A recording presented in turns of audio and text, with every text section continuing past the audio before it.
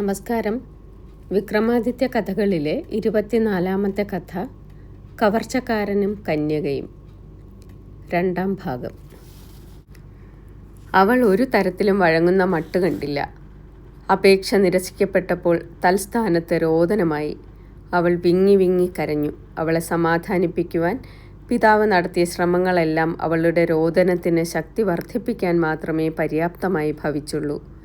ഹൃദയം പൊട്ടുമാറ് വിലപിച്ചുകൊണ്ട് അവൾ തുടർന്നു. അയ്യോ, അച്ഛൻ എൻ്റെ വേദന അറിയുന്നില്ലേ? ഹൃദയത്തുടുപ്പ് കേൾക്കുന്നില്ലേ? അങ്ങ് ഉടൻ പോവുക. നമ്മുടെ സർവ്വസ്വത്തുക്കളും രാജാവിന് പാത കാണിക്ക അർപ്പിക്കേണ്ടതായി വന്നാലും ശരി, അങ്ങ് അദ്ദേഹത്തെ മോചിപ്പിച്ചു തന്നെ തീരണം. അദ്ദേഹത്തെ എനിക്ക് ഭർത്താവായി ലഭിക്കണം. അല്ലെങ്കിൽ ഞാൻ അങ്ങയുടെ മുമ്പിൽ തലതല്ലി ചത്തുകളയും. ഇത് നിശ്ചയം. ഗത്യന്തരമില്ലാതെ ധനപാലൻ വർദ്ധമാനമായ സംഭ്രാന്തിയോടുകൂടി കൊട്ടാരത്തിലേക്ക് തിരിച്ചു.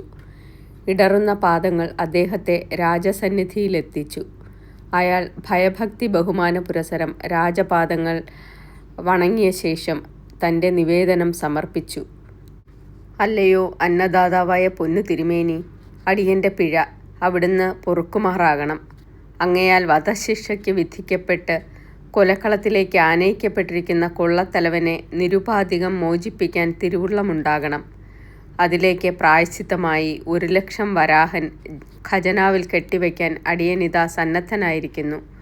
പൊന്നു തിരുമേനി കൽപ്പന പുറപ്പെടുവിച്ചാലും. ധനപാലൻ്റെ ഏവം വിധമുള്ള നിവേദനം രാജാവിനെ കുപിതനാക്കി തീർക്കുകയാണ് ഉണ്ടായത്.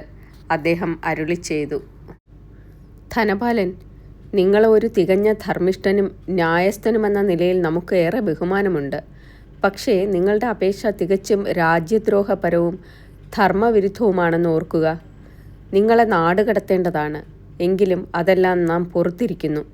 ആകട്ടെ, ഇപ്രകാരം വിചിത്രമായ ഒരു നിവേദനം രാജസന്നിധിയിൽ സമർപ്പിക്കാൻ നിങ്ങളെ പ്രേരിപ്പിച്ച ചേതോവികാരം എന്താണ്?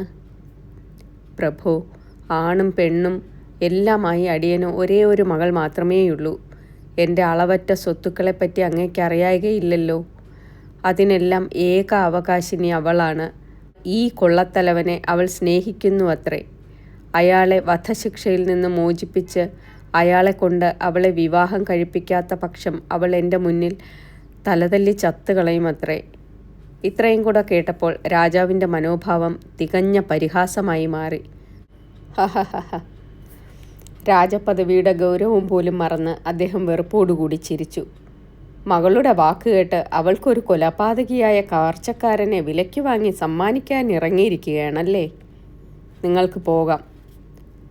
കൊടിയ നിരാശയും അപമാന ചിന്തയും മൂലം തകർന്ന ചിത്തവുമായി ധനപാലൻ രാജാവിനോട് വിടവാങ്ങി സ്വഗൃഹത്തിലേക്ക് നടന്നു. ഇടറുന്ന പാദങ്ങൾ ഒരു വിധത്തിൽ അയാളെ ഭവനത്തിലെത്തിച്ചു. ശോഭകുമാരി ഉദ്വേഗത്തോടുകൂടി അയാളുടെ സമീപമണഞ്ഞ് അയാളുടെ 2 കരങ്ങളും കൂട്ടിപ്പിടിച്ചുകൊണ്ട് ചോദിച്ചു. അച്ഛാ, അച്ഛൻ പോയ കാര്യം പൂർണ്ണമായി സാധിച്ചു അല്ലേ? എനിക്കറിയാം സാധിക്കുമെന്ന്. അച്ഛൻ പോയതിനു ശേഷം ഞാൻ അത്രമാത്രം പ്രാർത്ഥിച്ചു. സകല ദേവീദേവന്മാർക്കും വൻതോതിൽ വഴിപാടുകൾ നേരുകയും ചെയ്തു. അച്ഛാ, അച്ഛൻ എന്താ ഒന്നും മിണ്ടാത്തത്? അയ്യോ, എനിക്ക് ഭയം തോന്നുന്നല്ലോ അച്ഛാ. വ്യാപാരി തൻ്റെ കൈകളിൽ നിന്നും മകളുടെ പിടി മൃദുവായി വിടുവിച്ചുകൊണ്ട് പറഞ്ഞു. ആ ആശ എന്നേക്കുമായി നീ വിട്ടുകളയൂ. രാജാവ് എൻ്റെ നിവേദനം വെറുപ്പോടുകൂടി തള്ളിക്കളഞ്ഞു. ഒരു കൊലപാതകിയായ കവർച്ചക്കാരനെ നിയമത്തിൻ്റെ പിടിയിൽ നിന്ന് രക്ഷിക്കാൻ ശ്രമിക്കുന്നവനെ നാടുകടത്തേണ്ടതാണെന്ന് വരെ അദ്ദേഹം പറഞ്ഞു. നീ നിൻ്റെ അസ്ഥാനത്തുള്ള അഭിനിവേശം നിശേഷം കളയൂ മകളെ. ഇതിനകം കവർച്ചക്കാരനെ ഘോഷയാത്രയായി വധക്കളത്തിലേക്ക് കൊണ്ടുപോയ രാജകിങ്കരന്മാർ അവനെ കൊലമരത്തിന് ചുവട്ടിൽ എത്തിച്ചു. വഴിമധ്യേ വ്യാപാരിയുടെ പുത്രി മട്ടുപ്പാവിൽ വെച്ച് തന്നെ കൊടിയ ദുഃഖത്തോടുകൂടി വീക്ഷിക്കുന്നത് കണ്ടിരുന്ന കവർച്ചക്കാരൻ ആദ്യം ഒന്ന് കരഞ്ഞു, തുടർന്ന് ചിരിക്കുകയും ചെയ്തു. അതെല്ലാം കൊടിയ ഭീതി കൊണ്ടുള്ള ഉന്മാദമാണെന്ന് കരുതിയ രാജകിങ്കരന്മാർ ഉടൻ തന്നെ അവൻ്റെ കണ്ണുകൾ ഇറുകെ കെട്ടി അവനെ കഴുകിലേറ്റി. ആഹ്ലാദഭരിതമായ കാണികൾ ആർപ്പ് വിളിച്ചു. വെടിപടഹധ്വനികൾ നാനാദിഗന്ധങ്ങളിലും മുഴങ്ങി. ആരാച്ചാർ കൊലമരത്തിലെ മുട്ടി തട്ടിയിട്ടു. കൊള്ളത്തലവൻ്റെ ജഡം കൊലക്കിണറിലേക്ക് ഇറങ്ങുകയും ചെയ്തു. അവൻ്റെ ചരമവാർത്ത അറിഞ്ഞ ശോഭകുമാരി തൻ്റെ അതിനിബിഡമായ കബരീഭാരം അഴിച്ചിട്ട് ഒരു ഉന്മാദിനിയെപ്പോലെ മാറത്തടിച്ച് നിലവിളിച്ചുകൊണ്ട് കൊലക്കളത്തിലേക്ക് പാഞ്ഞെത്തി. ഇതിനകം കവർച്ചക്കാരൻ്റെ മൃതശരീരം കൊലക്കിണറ്റിൽ നിന്നും കരയ്ക്ക് കയറ്റിക്കഴിഞ്ഞിരുന്നു. ശോഭകുമാരി അവൻ്റെ മൃതശരീരം തൻ്റെ മടിയിൽ താങ്ങിവെച്ച് അതിനെ നയനാംബുധാരയാൽ പ്രക്ഷാളനം ചെയ്തു. അനന്തരം അവൾ അവിടെ ഒരു അഗ്നികുണ്ഡം നിർമ്മിച്ച് അതിൽ ചാടി മരിക്കുവാൻ ഒരുമ്പെട്ടു. തത്സമയം സാക്ഷാൽ ജഗദംബികയായ ഭദ്രകാളി പ്രത്യക്ഷപ്പെട്ട് അഗ്നികുണ്ഡത്തിൻ്റെ സമീപത്ത് നിന്നും പിടിച്ചു മാറ്റി സ്വവക്ഷത്തിലണച്ചു.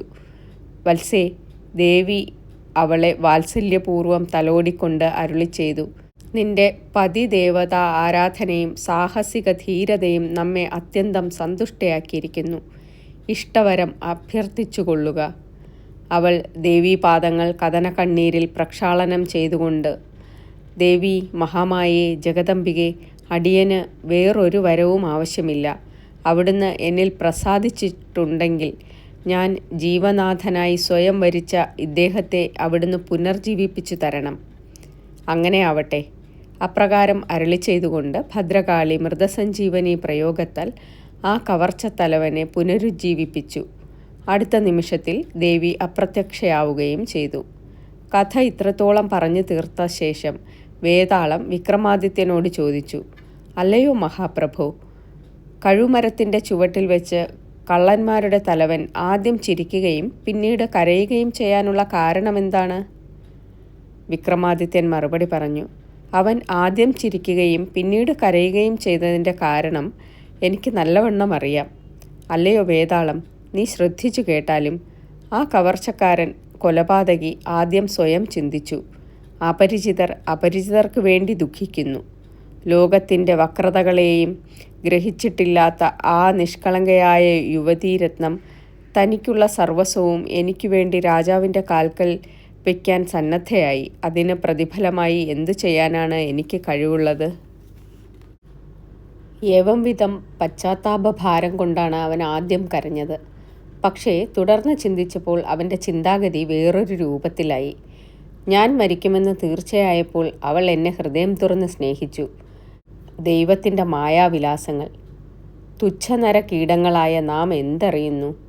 ഭാഗ്യഹീനന്മാർക്ക് അവിടുന്ന് ഐശ്വര്യസമൃദ്ധി അരുളുന്നു. ഹീനജീവിതം നയിക്കുന്നവന് ജ്ഞാനമരുളുന്നു. പമ്പരവിഡ്ഢികൾക്ക് പരമസുന്ദരിയെ പ്രദാനം ചെയ്യുന്നു. ആരും തിരിഞ്ഞു നോക്കാത്ത പർവ്വതസാനുക്കളിൽ ഘോരമാരി വർഷിക്കുന്നു. ഏവം വിധമുള്ള നിയതിയുടെ പ്രവർത്തന വൈചിത്ര്യത്തെപ്പറ്റി ചിന്തിച്ച് അവൻ ചിരിച്ചുപോയതാണ്. രാജാവിൻ്റെ ബുദ്ധിപൂർവമായ പ്രസ്തുത പ്രഭാഷണം കേട്ട് വേതാളം വീണ്ടും ബന്ധനവിമുക്തനായി അവിടെ നിന്ന് പാഞ്ഞ് കാനനത്തിലെ മുരുക്കും മരക്കൊമ്പിന്മേൽ തലകീഴായി തൂങ്ങുകയും ചെയ്തു. രാജാവാകട്ടെ അവനെ പിന്തുടർന്ന് ചെന്ന് ബന്ധനസ്ഥനാക്കി തോളിലേറ്റി കൊണ്ടു നടക്കുകയും ചെയ്തു. നന്ദി.